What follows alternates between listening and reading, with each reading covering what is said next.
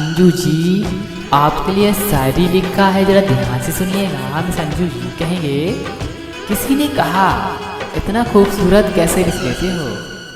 किसी ने कहा इतना खूबसूरत कैसे लिख लेते हो। मैंने कहा दिल तोड़ना पड़ता है लफ्ज़ों को जोड़ने से पहले।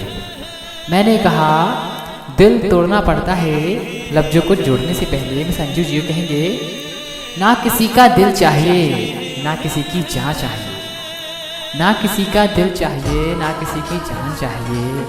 जो मुझे समझ सके मुझे वैसा इंसान चाहिए। जो मुझे समझ सके मुझे वैसा इंसान चाहिए। मिस अंजू जी